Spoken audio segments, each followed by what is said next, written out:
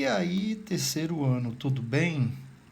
Vamos praticar aqui um mapa mental? Vocês viram lá que eu coloquei como é que se faz um mapa mental. Por alguém que entende mais de mapa mental do que eu e faz uns desenhos mais legais, né? Mas vamos ver aqui. Eu escolhi movimentos teatrais brasileiros. Então, como é que eu tenho que ficar? Acho que eu vou sentar. Melhorou.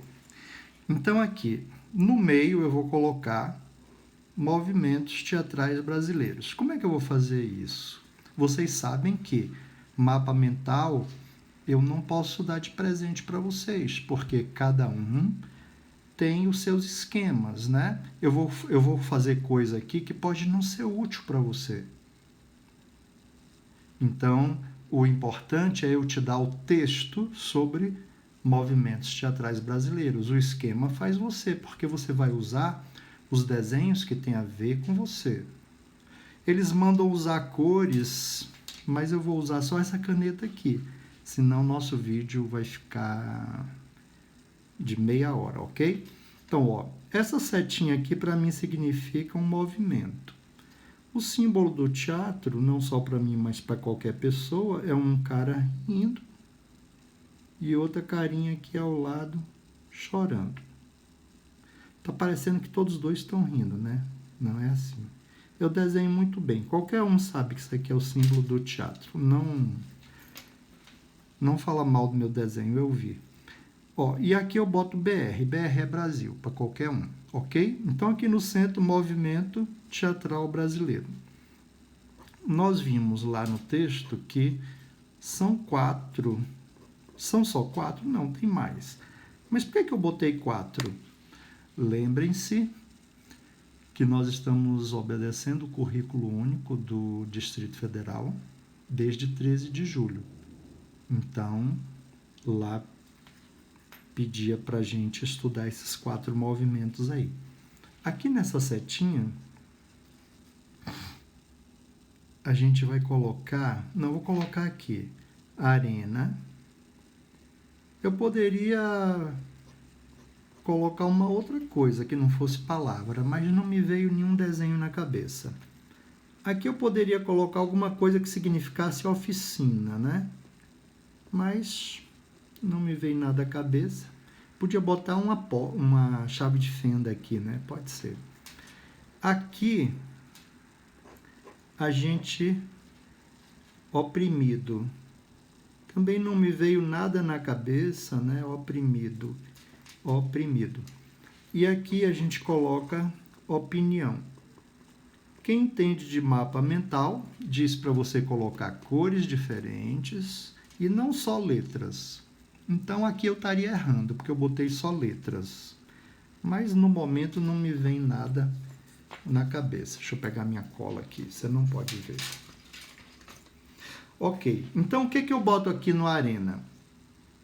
O Arena, eu vou botar 4 setinhas aqui.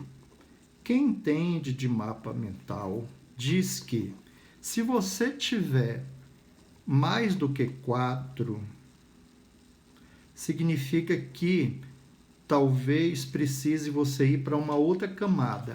Então, eles dizem que seria bom usar cores, seria bom usar letras, usar figuras, e seria bom você não ter mais do que 3 camadas. Aqui nós temos 2 camadas, não, temos 3 camadas, porque eu vou botar mais aqui.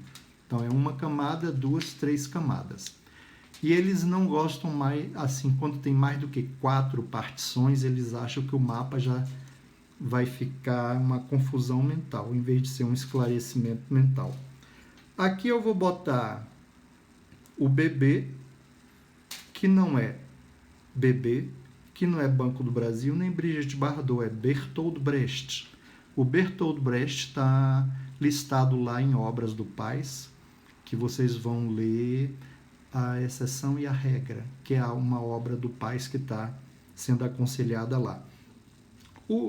Essa época daqui é a época da ditadura militar.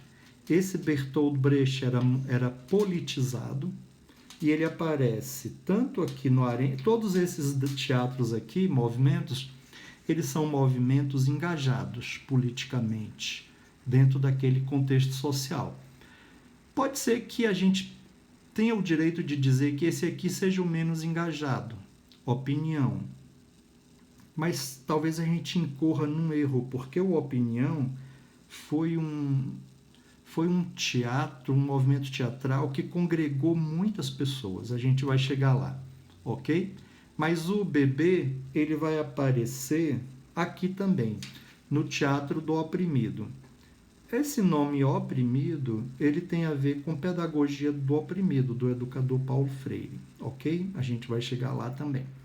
Então, esse bebê aqui é Bertolt Brecht, que influenciou. Aqui, a gente vai desenhar, eu vou desenhar uma gravata borboleta. Provavelmente vocês não consigam fazer uma tão legal igual a minha, ok? Não é uma bala, é uma gravata borboleta. A peça, eles não usam black tie, de Jean-Francesco Guarnier, é a peça que não pode ser esquecida aqui no Teatro Arena.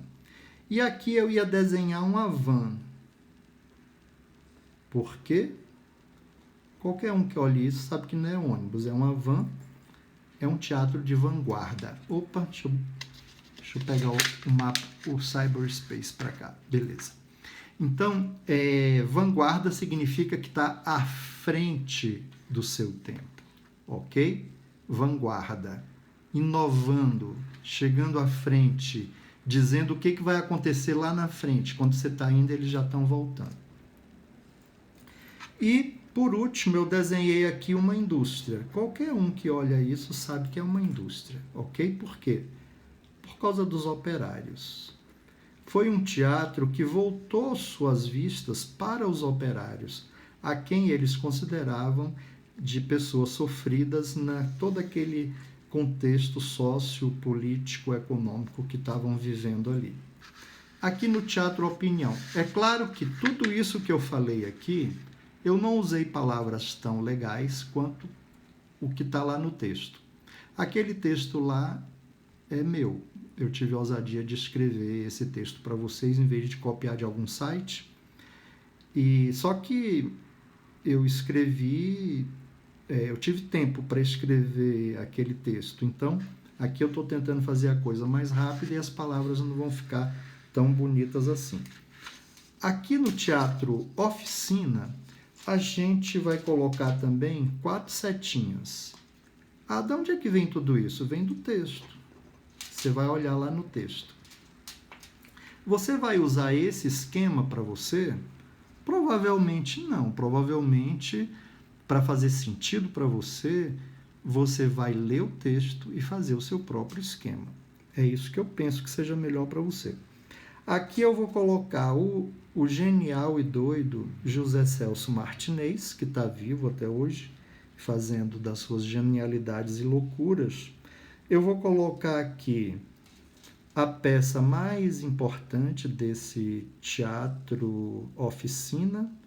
Qualquer um que olha para isso sabe que é uma coroa. E qualquer um que olha para isso sabe que é uma vela, o rei da vela. Essa é a peça mais importante para quem está estudando no ensino médio o teatro oficina. Esse teatro oficina atualmente se chama, como é que chama? Usina Uzona. Usina Uzona, e virou uma rua em São Paulo. E eu vou colocar aqui 2 caras estudiosos. Esse aqui é russo, né? Grotowski. E esse aqui, Antonin Artaud, pelo nome dele é francês, acho que é francês. Antonin Artaud. Bom, quem são esses caras, né? Esses caras são caras que batalharam, defenderam, né, o teatro não realista. O que é um teatro realista? É onde o sapato é sapato, a cadeira é cadeira, a mesa é mesa, a pessoa é pessoa, né?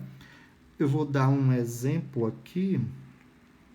Por exemplo, eu participei de uma peça chamada O Balcão de Jean Genet. Essa peça, A gente pode dizer que ela era surreal. Quem é o mestre do surrealismo? É o Salvador Dalí, aquele de bigodinho, aquele pintor que ele fazia um relógio se derreter e escoar pelo ralo até chegar no mar. Não, acho que não tinha ralo na história, não. Mas o surrealismo é como se fosse a realidade que tivesse na sua cabeça, né? Como se fosse o real do seu sonho ou do seu pesadelo. Então, para você... Mas como é que a gente faz isso numa peça teatral? Eu tinha um personagem nesse balcão de Jean Genet que relinchava. Mas não... Assim, eu já até relinchei. Eu tive que aprender a relinchar. E não vou fazer agora que hoje eu tô tipo sério. Hoje eu tô tipo teatro realista, ok? Hoje eu não tô tipo teatro surrealista, não. Então, não interessava se o personagem era cavalo ou pessoa, ele relinchava, né?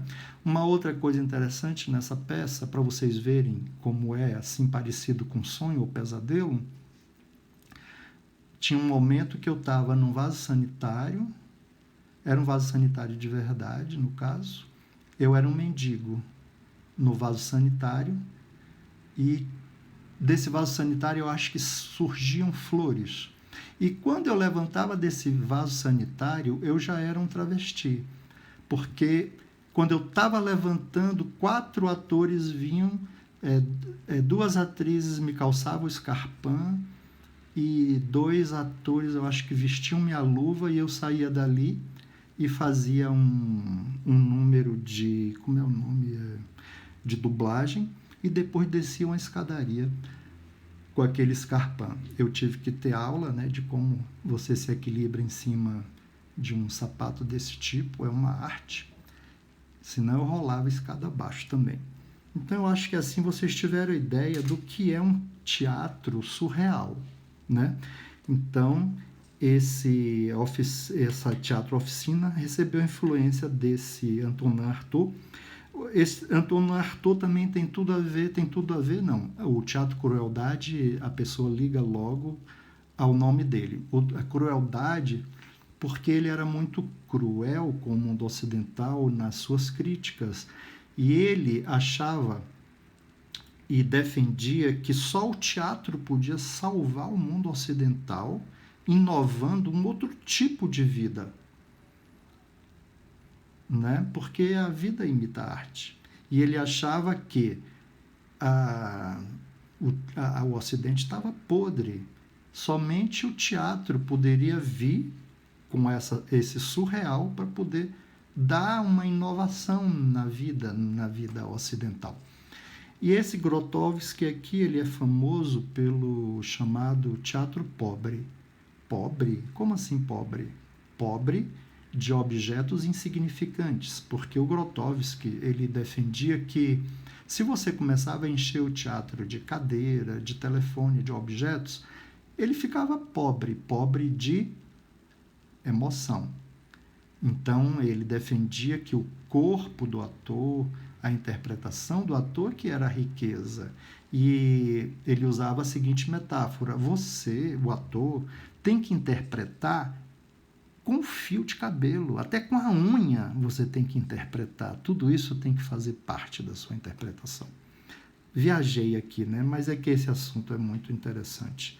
Então, esses caras doidos e geniais, esse aqui é mais doido que esse. Mas são ambos geniais, né? E esse aqui é doido também, mas é genial também.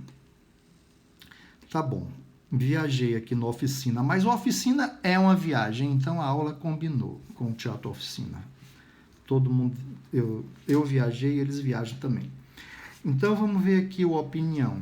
Nesse teatro opinião, eu coloquei 4 setinhas. 1, 2, 3, 4. Aqui eu desenhei Maria Bethânia, qualquer um que olha sabe que é ela, ok? Maria Bethânia foi lançada aqui no Teatro... Minha mão estava na frente. Maria Bethânia foi lançada aqui no Teatro Opinião. Ela substituiu Nara Leão, que é um grande expoente da bossa nova, falecida. E aqui eu botei assim, Every... everybody significa o quê? Esses outros teatros aqui, eles eram engajados, né? Mas eles não conseguiram abordar todo mundo, né? Esse aqui se voltou para os operários, né? Esse aqui ficou meio assim, tipo genial e doido, uma coisa meio elitizada. Agora, esse daqui conseguiu uma coisa dificílima, esse Teatro Opinião. Esse aqui foi São Paulo, São Paulo. Esse é São Paulo com certeza. São Paulo, São Paulo. Esse é São Paulo, mas tem um site até hoje, vou falar. E esse aqui é Rio de Janeiro. Então, esse daqui, ele conseguiu trazer para o teatro a favela, conseguiu entrar nos presídios e conseguiu trazer também a elite do Rio de Janeiro, Copacabana. Tinha Ipanema nessa época? Não sei. Tinha sim, Ipanema. Leblon, não sei. Mas a elite chama Zona Sul, né? Então a elite da Zona Sul, a favela do Rio, os músicos, aqui tinham muitos músicos, né? Que influenciou muito a música também. Então por isso que eu botei aqui Everybody. E isso é uma espécie de ruptura, né? Uma setinha para lá, uma setinha para cá. Por que ruptura? Porque rompeu com aquela ideia de elite, né? Então, apesar das pessoas aqui não serem ricas nesses outros teatros, não deixa de ser uma elite cultural. E aqui não, aqui foi todo mundo, grudou não, reuniu todo mundo. E aqui eu vou botar uma bola, né? Para me representar Augusto Boal. Eu acho que ele não vai gostar disso, não. Ele morreu tem uns 3 anos. Vou botar AG, na B. Augusto Boal, ok? Esse é um nome muito importante que aparece aqui. E o Augusto Boal é o cara mais importante aqui do Teatro do Oprimido. Vamos botar ele aqui também, AB. E esse bebê aqui, se lembrem, é Bertolt Brecht, que influenciou aqui e influencia aqui também. A gente vai estudar o Bertolt Brecht com mais atenção, porque ele não só é importante para a arte, para o teatro, mas é importante também porque tem uma obra indicada pelo Pais. E esse cara aqui, o Augusto Boal, foi o cara que inventou o Teatro do Invisível. Então, o Teatro do Invisível eu representei com um fantasma. Quem disser que isso aqui é um cocô, não é um fantasma, não precisa mais vir a aula, tá bom? Não vai passar de ano. Então, o Teatro do Invisível era aquele que tentava resolver o problema das classes oprimidas.